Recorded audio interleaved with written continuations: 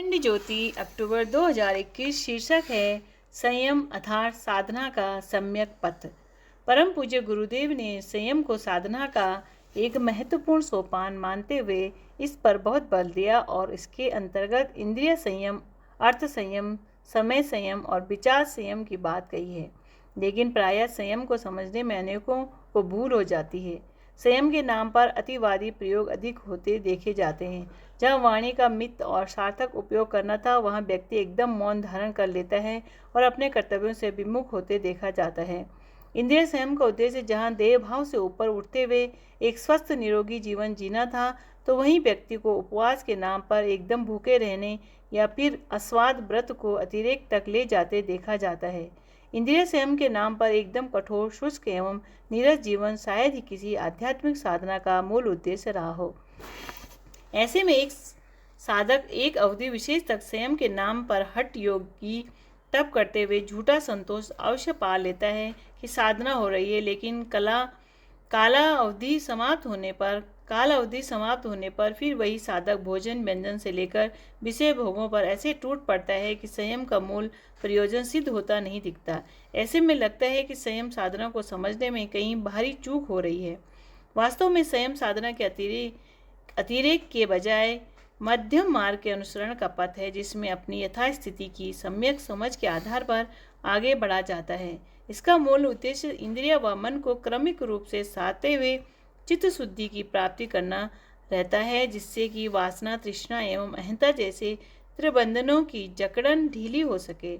उद्देश्य राग, द्वेष, अहंकार जैसे सूक्ष्म भावों का परिमार्जन करते हुए काम, क्रोध, लोभ, मोह, हीनता एवं दर्प, दंभ जैसे आंतरिक रिपुओं पर विजय पाना रहता है।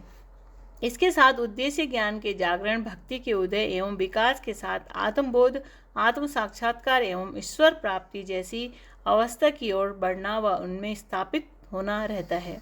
इस राह में सेवा का महत्तर कार्य भी चित्त शुद्धि एवं आत्मसंतुष्टि के उपकरण के रूप में महत्वपूर्ण रहता है। इस तरह संयम साधना के नाम पर किसी हठ योग या विवेकहीन तप की प्रक्रिया नहीं है, जिससे कि व्यक्ति का अहंकार पोषित होता हो तथा विज्ञान की ग्रंथियां और कसती हो। संयम इनके परिमार्जन, परिष्कार के साथ अपनी इंद्रियों, अर्थ, विचार एवं समय का सम्यक नियोजन एवं संतुलन है।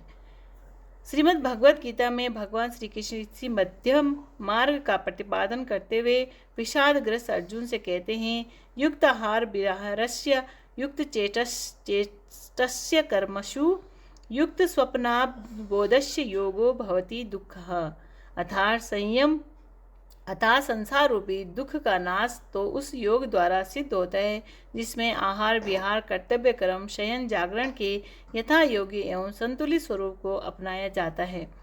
यह प्रकारांतरण में संयम साधना के यथार्थ स्वरूप का प्रतिपादन है, जिसके आधार पर जीवन के दुख का नाश होता है। इस तरह जीवन की सम्यक समझ के साथ साधा गया संयम ही साधक को अभीष्ट परिणाम की ओर ले जाता है।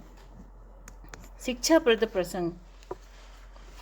अनुशासन मानव समाज की एक आवश्यक इकाई के रूप में हर समय, हर परिस्थिति में प्रत्येक व्यक्ति के लिए आवश्यक है। राधे कृष्ण।